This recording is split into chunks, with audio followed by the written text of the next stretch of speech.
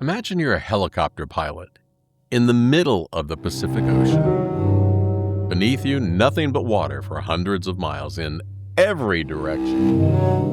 You're flying off the deck of a tuna fishing boat, searching for schools of fish by spotting their shadows from the air. The boat is your only lifeline, and if your engine fails, if your tail rotor seizes, if anything goes wrong, you're going into the water. And the nearest hospital is 1,000 miles away. This is called tuna spotting. It's one of the most dangerous jobs in aviation. Pilots fly low over open oceans, far from any rescue.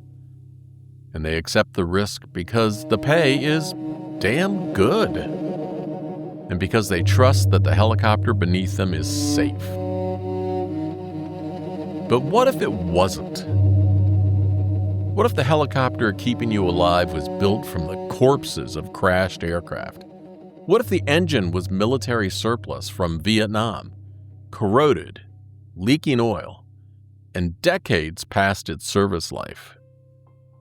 What if the critical flight controls were held together with zip ties and pieces of cloth fabric? And what if every piece of paper saying that helicopter was safe was a lie?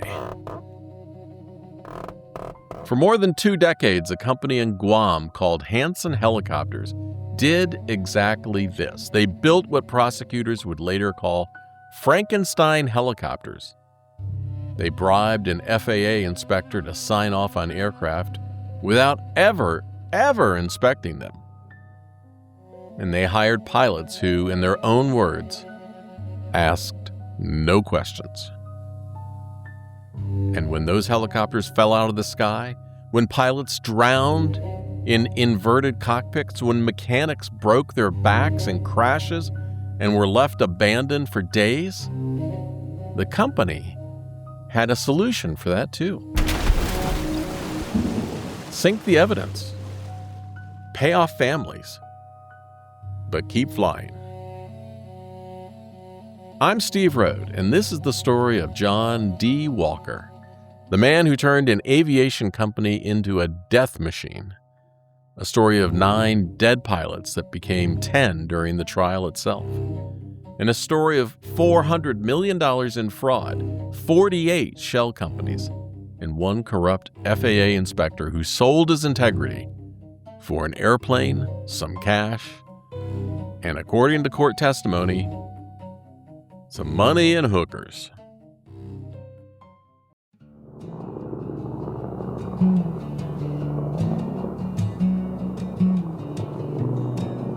To understand how this happened, you need to understand tuna spotting. In the Western Pacific, Korean and Taiwanese fishing fleets pursue yellowfin and skipjack tuna across thousands of miles of open ocean. These boats can be out for months at a time, and finding tuna effectively requires aerial observation. A pilot in a helicopter can spot the shadows of schooling fish from altitude and then guide the vessel into the catch. According to industry sources, a single helicopter could earn its operator $40,000 per month when leased to a fishing company that depended on it to fill their holds. It's lucrative work, but it's also incredibly dangerous.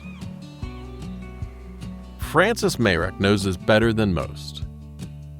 An Irish-born pilot with over 12,000 flight hours. Mayrick spent 5 years in the 1990s flying Hughes 500 helicopters off tuna boats in the Western Pacific. He later wrote Mogi's Tuna Manual. It's considered essential reading for aspiring tuna pilots. According to Mayrick, the job pushed pilots and machines to their limits.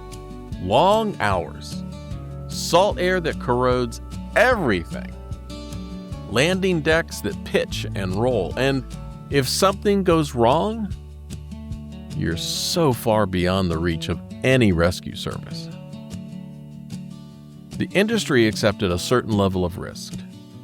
What it didn't accept, what it couldn't survive, was someone cutting corners on safety to maximize profit. In 1998, a man named John D. Walker purchased Hanson Helicopters. Walker wasn't new to the company. No. According to court records, he had worked there as a pilot, as a mechanic, and as a director of operations before buying it outright. He knew the business inside and out. He knew the margins, the risks, and the regulatory landscape. He wasn't some outside investor who didn't understand aviation. Walker held pilot and mechanic certifications himself. He knew exactly what an airworthiness certificate meant and what it meant to fake one. Under Walker's ownership, Hanson Helicopters grew into one of the largest helicopter operators in the Western Pacific. At its peak, the company controlled nearly 50 aircraft, mostly Hughes helicopters, the 369 model, military designated the OH-6A, and leased to fishing companies across the region. Gross revenues exceeded $20 million a year. Walker himself did well. Very well. According to court filings, he acquired a 5,000-acre farm in Missouri. He assembled a personal aircraft collection that included a Beechcraft Staggerwing, a plane I would love to fly, a North American T-28 military trainer, a King Air, an extra 300L aerobatic plane, and he became a nationally ranked off-road racer. There's no doubt the money was excellent. The problem is the helicopters were not. So, how do you turn a helicopter into a death trap? Well, according to trial testimony, it starts with paperwork. In aviation, every aircraft has documentation. Registration numbers, airworthiness certificates, maintenance logs. These papers are the aircraft's identity. They prove the helicopter is what it claims to be and has been maintained to federal standards. If you've ever looked up at an airplane and seen letters and numbers on the tail or on the side of it, that's the registration number. In the United States, they all start with the letter N. So pilots call them N numbers, like N12345 or N9068F, Foxtrot, or N243 Delta. The best way to think about it is like a social security number for an aircraft. It's supposed to be unique. It's one number, one helicopter, one set of records, tracking every flight, every repair, every inspection, from the day it rolled off the assembly line. The entire aviation safety system depends on that number actually meaning something. Walker's scheme, according to prosecutors, was elegant in its corruption. He would purchase wrecked or destroyed helicopters, aircraft that had been crashed, burned, and been written off as total losses. And he bought them cheap, sometimes for a few $1,000s. But he wasn't buying the helicopters themselves. He was buying the paperwork. According to government filings, Walker's team would take the registration numbers and documentation from destroyed aircraft and attach them to completely different helicopters. An aircraft that had been totaled in a crash would be resurrected on paper, its identity transferred to a different airframe, assembled from whatever parts were available. The government's trial brief describing the process in chilling detail laid it out. One helicopter registration, November 243D, or Delta, was destroyed in a 2004 crash that left its pilot, James Marson, severely injured. Marson sold the wreckage as scrap, but according to prosecutors, before Walker's team even acquired that scrap. They'd already started using November 243 Delta's registration on a completely different aircraft. Then in 2011, they bought the scrapped remains and forged Marson's signature on the bill of sale. According to the government's trial brief, at one point, there were at least 3 different helicopters simultaneously using the same registration number, November 243 Delta. 3 helicopters, same identity, same paperwork. You can see why prosecutors called them Frankenstein helicopters. The bodies were stitched together from salvage and scavenged parts. But the real horror was what went inside them. The Hughes 369 helicopter requires a Rolls-Royce turbine engine, specifically the M250-C20B. According to industry sources, a new Charlie 20 Bravo engine costs approximately $250,000. Proper maintenance and overhauls add to that substantially. But John Walker had a cheaper solution. According to Francis Mayrick, who witnessed this firsthand, Walker purchased surplus military engines from the Vietnam era, models designated Charlie 10 and Charlie 18, decades old, bought at military surplus auctions for $5,000 to $10,000 an engine. And Mayrick would later describe what he saw to investigators. Quote, "I saw the container and there were all these cardboard boxes with dirty, black, corroded oil leaking out of them. These engines, corroded, leaking, designed for a different era, were installed in helicopters that pilots would fly 1,000 miles from shore." According to Mayrick, quote, "The job is dangerous enough without dickering around with that kind of stuff." But the engines were only part of the problem.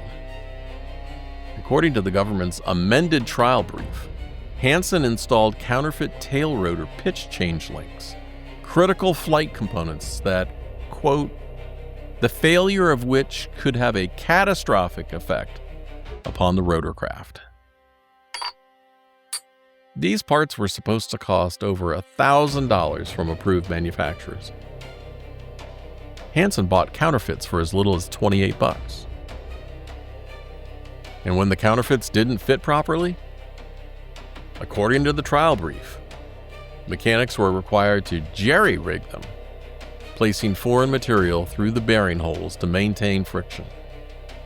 A practice that even the defendant's own expert found appalling. But the most damning detail came from post-installation photographs. According to the government's filing, critical tail rotor components were found attached to other rotor parts with, quote, "zip ties and pieces of cloth." Zip ties, holding together the parts that kept a helicopter from spinning out of control.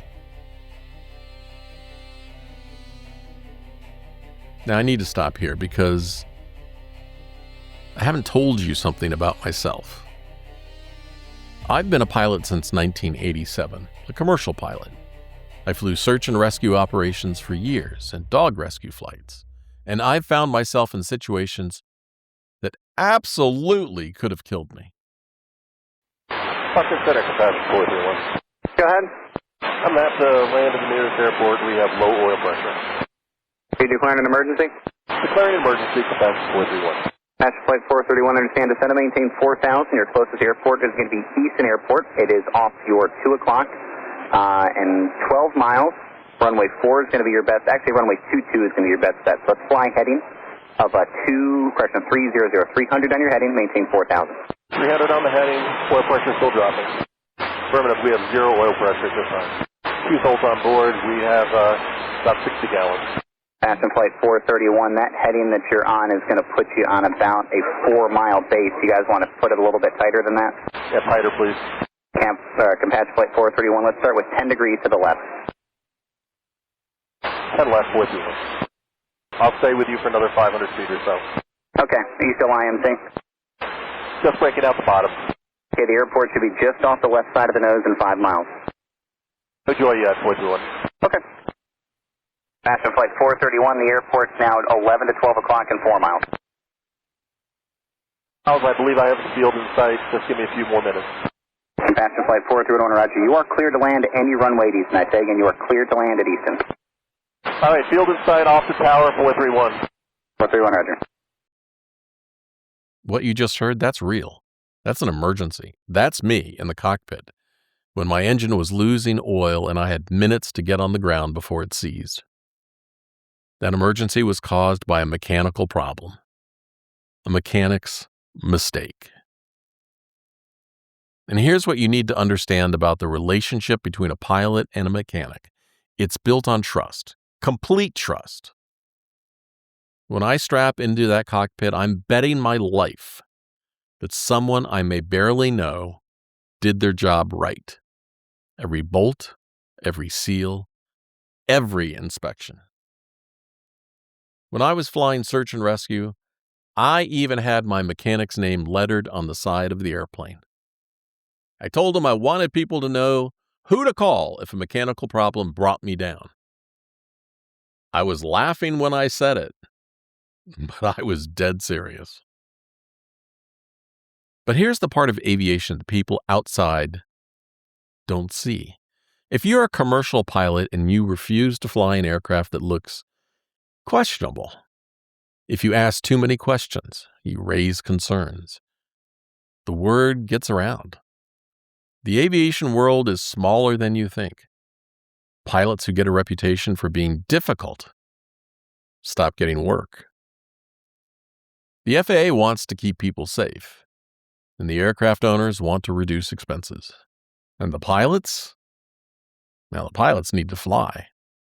That's how they feed their families. It's a totally imperfect system, and it can put pilots in impossible positions. I've been in those jams. I've lost friends to crashes.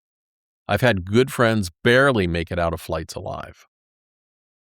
So when I tell you about the pilots flying Hansen's Frankenstein helicopters, men flying 1,000 miles from shore in an aircraft held together with zip ties, I'm not judging them for getting in those cockpits. I'm asking why anyone put them in that position to begin with.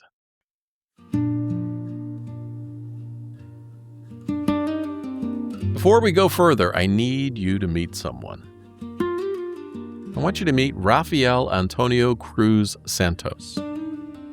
He was a helicopter pilot, probably a damn good one. According to court records, he flew for Hansen Helicopters in the tuna spotting operations. The same dangerous work over the same unforgiving ocean. Every day he climbed into a cockpit and trusted his aircraft with his life. We don't know much about Rafael's personal life. His family didn't create English language memorials. There are no GoFundMe pages, no obituaries I could find. What we know comes from court documents, from the records of what was done to him, not from memories of who he was. But here's what I do know. Rafael Cruz Santos was a professional pilot. He showed up. He did the work. He flew hundreds of hours over open ocean, landing on pitching decks, searching for fish. He trusted that when he was strapped into that cockpit, someone had made sure the aircraft would keep him alive. On September 2nd, 2015, Rafael Cruz Santos took off on a routine tuna spotting flight. He would not survive it. If this story is already making your stomach turn, you're not alone. It gave me chills. If you're finding value in how I'm telling the story, the court transcripts, not clickbait, named sources, not speculation, then let me ask you to subscribe wherever you're listening. True crime cases you haven't heard exist because listeners like you share it, give it 5-star reviews, and keep coming back. And I'm just getting started.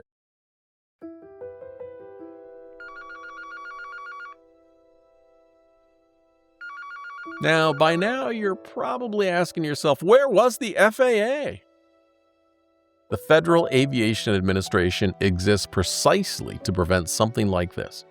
Aviation safety inspectors are supposed to review aircraft, verify maintenance records, ensure that every helicopter in American airspace meets federal standards, and Hansen Helicopters was subject to FAA oversight. So how did this continue for more than 2 long decades? The FAA wasn't failing to catch the violations. It's just that the FAA inspector was being paid to help create them. His name was Timothy Sislo, and according to court records, Sislo was an aviation safety inspector assigned to the FAA's Honolulu Flight Standards District office. His salary was approximately $102,000 a year, and his job was to inspect aircraft like the ones Hansen operated.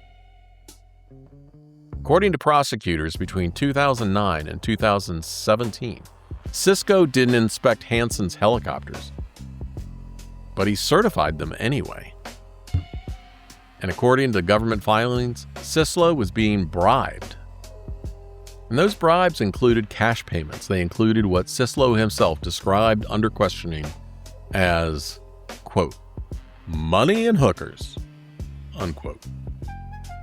And they included something uniquely aviation specific, a vintage Taylorcraft BC-12D airplane worth approximately $20,000. It was shipped to Hawaii for Sislo to assemble and fly. But probably the most damning evidence came from Sislo's own emails. In February 2015, 7 months before Rafael Cruz Santos would die, Sislo sent an email to Kenneth Crowe, Hansen's director of operations, and according to testimony, the email was read aloud in court. Quote, all we need is an FAA Form 8130-6 for each one. When do the current certificates expire? I'm looking at May or June to have a sign fest. A sign fest? That's what the FAA inspector called it. A mass signing event, certifying aircraft as airworthy without ever actually inspecting them. According to the FAA manager who testified at trial, a proper inspection of a single aircraft can take up to 5 days. And Sislo was planning to sign off on 20 or more in a single visit. Another email describes Sislo's payment. Quote, Sislo wanting the yellow one with the spare engine for $20K. The FAA inspector charged with protecting pilots was being paid to endanger them. And according to court records, Sislo issued at least 30 fraudulent airworthiness certificates to Hansen aircraft. 30 certificates saying helicopters were safe to fly when no one had actually inspected them. And the FAA itself, well, according to evidence presented at trial, the agency sent 29 letters to Hansen seeking inspections. All 29 went unanswered. And here's what I keep asking myself as I read through these transcripts. Where were the other inspectors? Where were the whistleblowers? Did no one else notice that helicopters were crashing at an unusual rate? Francis Mayreck tried to sound the alarm in the 1990s, and he was threatened and ignored. Let me stop here for a moment. I spent 30 years as an investigative writer tackling financial criminals, Ponzi scammers, embezzlers, corporate fraudsters. I also worked emergency services, including years as a chief pilot for search and rescue operations. I've seen both sides of this, how criminals exploit systems and how systems fail to stop them. What happened at Hansen wasn't just one corrupt inspector. It was a structural vulnerability. Aviation safety depends on trust. And when a pilot sees an airworthiness certificate, they trust, I would trust, that someone verified the aircraft. And when a fishing company leases a helicopter, they trust the paperwork represents reality. The entire system runs on the assumption that inspectors inspect. When an inspector stops inspecting, when he starts just signing certificates in exchange for airplanes and cash and money and hookers, the whole chain of trust collapses. Every document becomes suspect. Every certified aircraft becomes a question mark. And the people who pay the price aren't the criminals making money. No, they're the pilots who trusted the system. 3, 4, 5. Rafael Antonio Cruz Santos is flying over the Western Pacific. His aircraft is registered as November 9068 Foxtrot, a Hughes 369 leased through Hansen Helicopters for tuna spotting operations. According to court documents, the conditions were routine. Santos had done this hundreds of times, searching for fish, guiding the boat, and then returning to the deck. What Santos doesn't know, what he can't know, is that the helicopter beneath him exists on paper only as November 9068 Foxtrot. According to prosecutors, the aircraft's true history, its actual airframe and components, are a patchwork of parts from different sources, maintained by mechanics who may not even hold proper certifications, and certified by an FAA inspector who is being paid to look the other way. Money and hookers. According to trial testimony, the helicopter experienced a mechanical failure. It went into the water. The helicopter came to rest inverted, upside down. He must have been scared shitless. According to court records, Rafael Antonio Cruz Santos drowned, trapped in the cockpit of a helicopter that should have never been flying.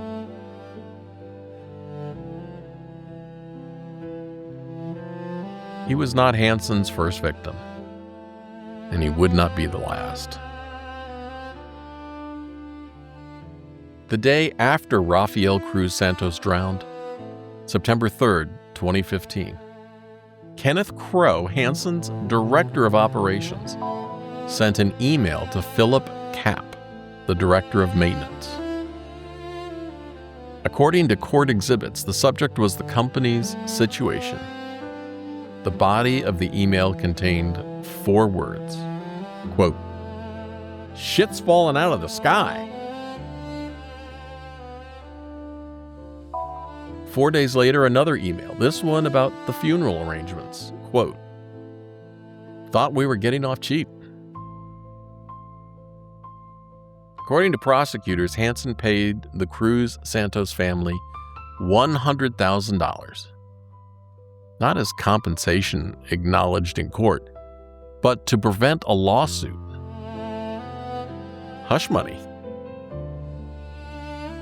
And the helicopter, November 9068 Foxtrot, that aircraft that killed Rafael Cruz Santos? According to prosecutors, Hansen told the FAA it had sunk, lost to the ocean floor, unrecoverable. And the airworthiness certificate also lost at sea. In the trial, prosecutor Marie Miller addressed the court directly about the evidence and what it actually showed. Quote, The defendants represented to the FAA that November 9068 Foxtrot sunk to the bottom of the ocean and was involved in an accident that killed Mr. Santos. They also represented to the FAA that the airworthiness certificate and the registration for November 9068 Foxtrot was also lost. And then Miller delivered the truth. Quote, "None of that is true. The file has the original airworthiness certificate. It has the issued airworthiness certificate from Tim Sislow. It has the registration paperwork that the defendant said was lost at sea. It has proof that the helicopter was not lost at sea. It was retrieved. And that is one of the helicopters that we found at Rogers' facility that the defendants were going to patch back together and put a new data plate on with a different serial number." The judge responded, "If it was lost at sea, you wouldn't be having the data plate." And Miller cut in, "Exactly. It was a lie."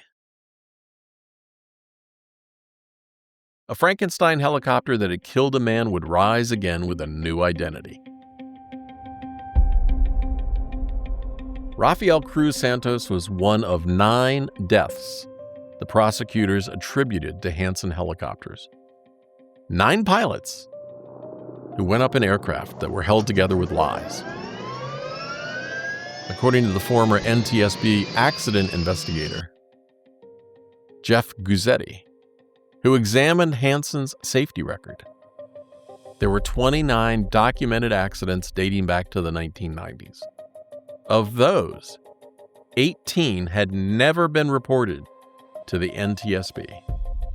22 involved substantial damage to the aircraft, and 7 helicopters were completely destroyed.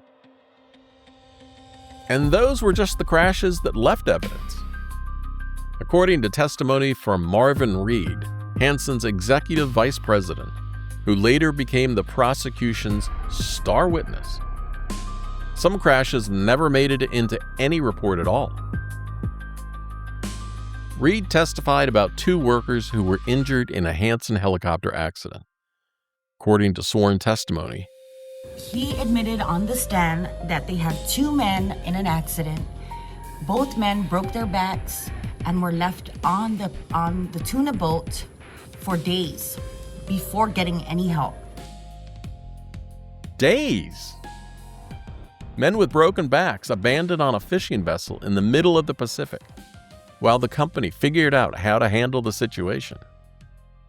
And when another helicopter went down, according to Reed's testimony, the pilot received a direct order. Quote, "The pilot was told to sink the helicopter so they couldn't find and report it." Sink the evidence, bury the truth, but keep flying. To understand how Walker evaded accountability for so long, you need to understand the corporate structure he built.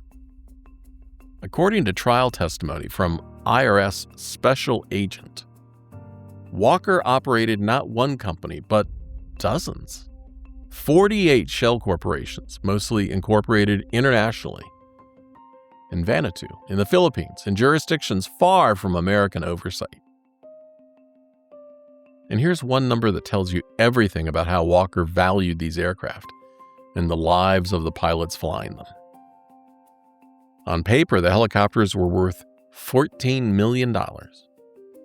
And Walker sold them to another company he controlled for $340,000. That's 2.4% of their stated value. Because he knew what they were actually worth. Quote from the IRS agent, "The exchange was basically between John Walker and John Walker, so there was no real exchange of money." When the defense tried to argue these were legitimate separate companies with different owners, the prosecution asked the agent 4 simple questions, according to the trial transcript. Question: What evidence did you see that there was shared ownership of the Vanuatu companies? Answer: there was none. Question: what evidence did you see that there was shared decision-making? Answer: there was none. Question: what evidence did you see of recorded meetings? Answer: there was none. Question: what evidence did you see that anyone besides John Walker received profits? Answer: there was none of shared profits. Then the prosecution asked the central question, quote, who owns every single company that was used to lease helicopters to the tuna boat companies? Answer: Defendant John Walker. According to the IRS special agent's testimony, quote, these were all alter egos of John Walker, so there was no change of ownership. 48 companies, one man, $400 million. You're listening to True Crime Cases You Haven't Heard, and I'm Steve Rode. This case, the fraud, and the deaths, and the corruption, represents years of investigative journalism and court document analysis. This is the kind of in-depth, documented true crime storytelling that you've been looking for. So please take a moment to rate and review the show. It genuinely helps other listeners find us. And if you're already subscribed, thank you. I mean, seriously, thank you.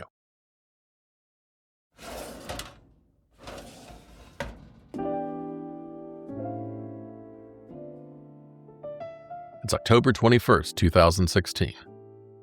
13 months after Rafael Cruz Santos drowned. Frightened, scared, and trapped.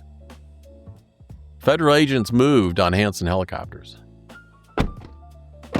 According to court records, the U.S. Attorney's Office obtained search warrants and executed a coordinated seizure. 15 helicopters were taken from Guam, from Georgia, and from facilities in the Philippines. According to news coverage at the time, Hansen's attorney, David Lujan, was furious. The case was sealed. No charges had been filed publicly, and the government wasn't explaining what crimes they suspected. Quote from Lujan: "The FAA has taken no action whatsoever, absolutely none."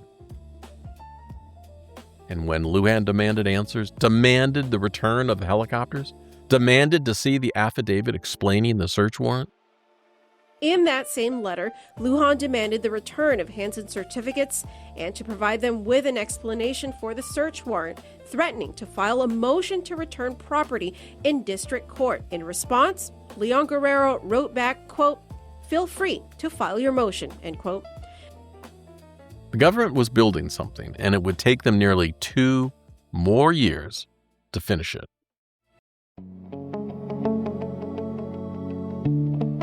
May 2018, John D. Walker, Kenneth Crowe, Philip Kapp, and Marvin Reed were indicted on multiple federal charges.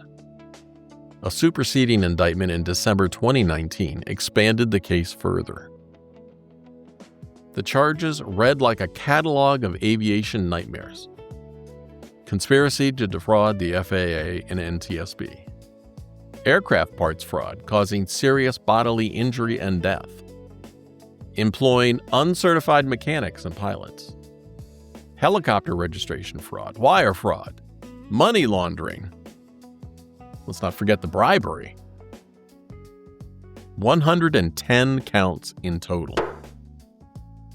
And the scale of the fraud? Well, according to prosecutor Marie Miller, John Walker had signed FAA registration documents under penalty of perjury, claiming to be a U.S. citizen or that the companies were U.S. corporations.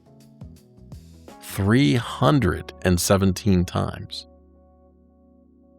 Quote from Miller: 317 times John Walker registered as a U.S. citizen or U.S. corporation. The co-conspirator who made it all possible? Timothy Sislo, the FAA inspector, He had already pleaded guilty to 3 counts of honest services wire fraud. And according to the IRS special agent, the testimony, quote, Mr. Sislo received an airplane for looking the other way and not doing his due diligence as a safety inspector for the FAA. The trial was set for 2022. But the deaths, they weren't finished.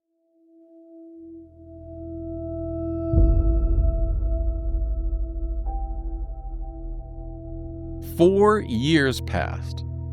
COVID delayed proceedings. Motions were filed. Motion after motion was filed.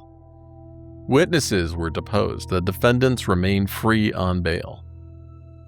And then, in the summer of 2022, the trial finally began. August 2022, the trial of USA versus John Walker was underway in the District Court of Guam. The prosecution was led by Assistant U.S. Attorney Marie Miller. She was presenting evidence of decades of fraud. Then, on August 16, 2022, while the trial was in session, a helicopter crashed in the Philippines. The pilot was named Diosdado Lamalan, and the aircraft was MD 369 Hotel Sierra. Philippine registration RP C6911. According to prosecutors, it had previously been an FAA-registered aircraft under the number November 1 Delta Quebec, and it was operated by Pacific Spotters Corporation, a Hanson affiliate that Walker controlled. Lumenlan died, and 2 mechanics aboard were seriously injured. The next morning, August 17th, Prosecutor Miller addressed the court directly about what just happened. Quote, and then we learned this morning that one of these helicopters, which was previously November 1 Delta Quebec, which is currently being operated in the Philippines, crashed yesterday and killed another pilot. It hasn't stopped, Your Honor. And then later in the trial, Miller said something else, something that changed the case. Quote, and now it's 10 deaths. The body count had risen during the trial itself. I want to stop here and ask you something that's been sitting with me since I started researching this case.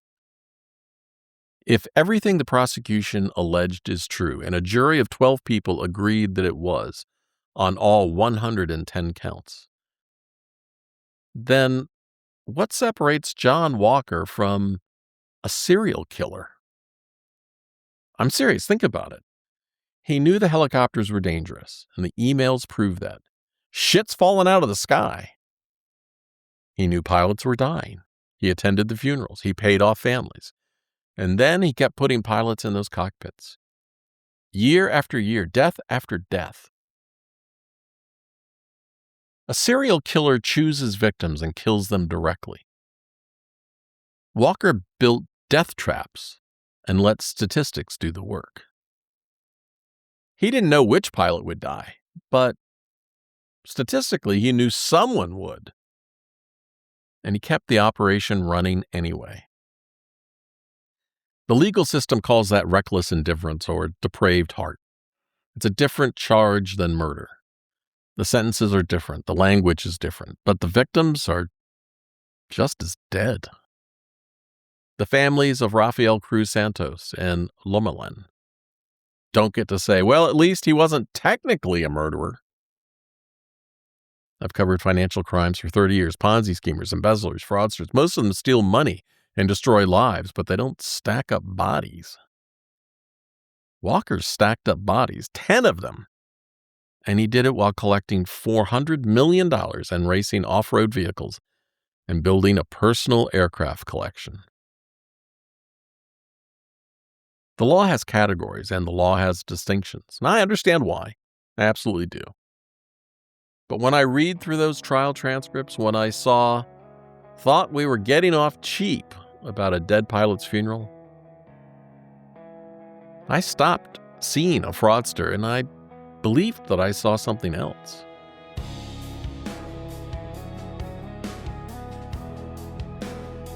The following day, August 18th, the government called their final witness, Jeff Guzzetti, the former NTSB accident investigator. As Guzzetti prepared to testify, someone in the courtroom noticed the date. According to the trial transcript, Guzzetti mentioned it to the judge. Quote, "Today is World Helicopter Day, believe it or not." And the judge's response, "How ironic." World Helicopter Day, a day meant to celebrate rotorcraft and the people who fly them. And in the courtroom in Guam, a federal jury was hearing testimony about 10 pilots who would never fly again. September 9th, 2022, after weeks of testimony, including the revelation that another pilot had died during the trial, the jury retired to deliberate. What the jury didn't know came out briefly during the proceedings. The presiding judge, her own father-in-law, had been a helicopter pilot in the war, and she understood what those machines meant to the people who flew them. According to the court records, 2 jurors had requested to be excused during deliberations to attend a funeral. And then the verdict came back. Guilty. All 110 counts. John D. Walker, guilty of conspiracy to defraud the FAA and NTSB, guilty of aircraft parts fraud causing death, guilty of money laundering, guilty of bribery. And Hansen Helicopters, Inc., the company itself, was also found guilty on all counts. 3 days later, Walker's $1 million bail was revoked, and he was remanded to federal custody to await sentencing. He would wait nearly 3 years. June 9th, 2025, in the District Court of Guam, the chief judge calls the case for sentencing. John D. Walker, 60 years old, stood before the court. Behind him was a trail of fraud stretching back more than 2 decades. 10 deaths, more than a dozen serious injuries, over 30 crashes, $400 million extracted through 48 shell companies and endless lies. The sentence came down as follows: 405 months in federal prison, 33 years and 9 months. And at 60 years old, John Walker's earliest possible release date would come when he is 93 or 94 years old. It's effectively a death sentence. In addition, a $250,000 fine, $48.4 million in forfeiture for fraud proceeds, $11.7 million in additional forfeiture for money laundering. Hansen Helicopters, Inc. received a $4.9 million fine and 5 years of corporate probation. The legal outcome is clear. The accountability is documented. John Walker will almost certainly die in federal prison, but the numbers don't tell you everything. They don't tell you about Rafael Cruz Santos' family receiving $100,000 in hush money and a lifetime of grief. And they don't tell you about the 2 workers with broken backs, abandoned on a tuna boat for days, wondering if help was coming. And they don't tell you about the pilot who died during the trial itself, killed by a company that was actively being prosecuted for killing pilots. And they don't tell you about the 7 other victims whose names I couldn't find. Pilots who died far from home in helicopters built from lies, mourned by families who may never have received any explanation at all. Francis Mayrek, the whistleblower who tried to stop this decades ago, spoke about the case to journalists. Quote, "The whole Hansen thing upsets me. It was about the love of money, the golden dollar. It was purely demonic." Prosecutors during trial saying the company's alleged fraudulent operations and love of money led to 9 deaths and more than a dozen others injured. Miller saying, quote, "This is a very serious case about somebody who just blatantly and completely violated the law over and over again." By the time the trial ended, the number had risen to 10. I started this story by asking you to imagine being a helicopter pilot over the Pacific and trusting the machine beneath you. Trusting that someone, somewhere had made sure it would keep you alive. For more than 2 decades, John Walker betrayed that trust. He built an empire on Frankenstein helicopters, aircraft assembled from crashed remains, powered by corroded military surplus, held together with zip ties and cloth, and certified by a bribed FAA inspector who signed paperwork in exchange for an airplane and prostitutes. When pilots crashed, workers were abandoned. Evidence was sunk, families were paid off, and the company kept flying. It took the deaths of 10 people, including one who died during Walker's own trial, to finally stop it. And the question I keep coming back to is this: how many people knew? Francis Mayrek tried to sound the alarm in the 1990s, and he was threatened and ignored. The FBI interviewed him years later, but never called him to testify. The FAA sent 29 letters. All went unanswered. And the system that was supposed to protect pilots failed them. It took decades and 10 deaths to deliver accountability. I don't think that's justice. I think that's damage control. I'm Steve Rhodes. This has been True Crime Cases You Haven't Heard. If this episode moved you, if you learned something, if you want to listen to more deep dive investigations like this, subscribe. Leave a review. Share the show with someone who cares about these types of stories.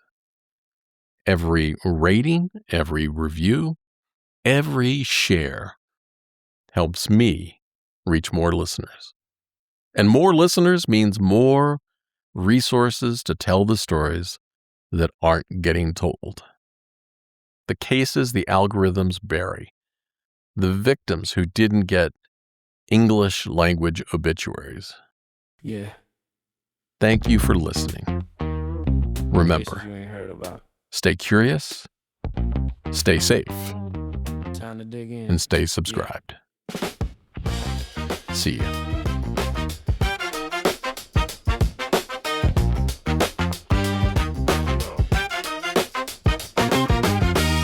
Folders full of federal files, court documents stacked for miles. Ain't no famous names in here, just the truth that disappeared. Sworn affidavits, FBI, every claim verified. No speculation, no disguise, just the facts before your eyes. True crime cases, you have heard every single verified word. We honor the people, tell the whole story, no exploitation, just the glory of the truth coming to light. Cases overlooked, we make it right.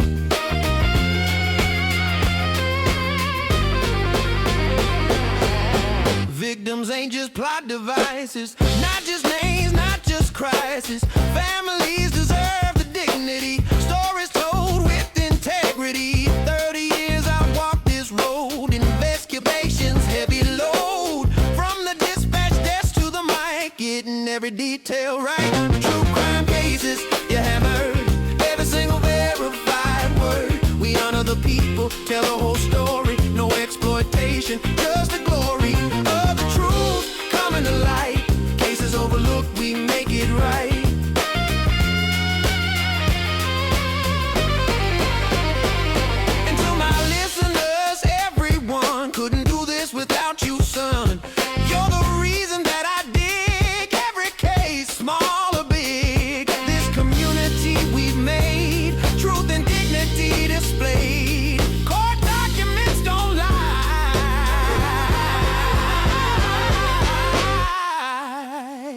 neither do I. True crime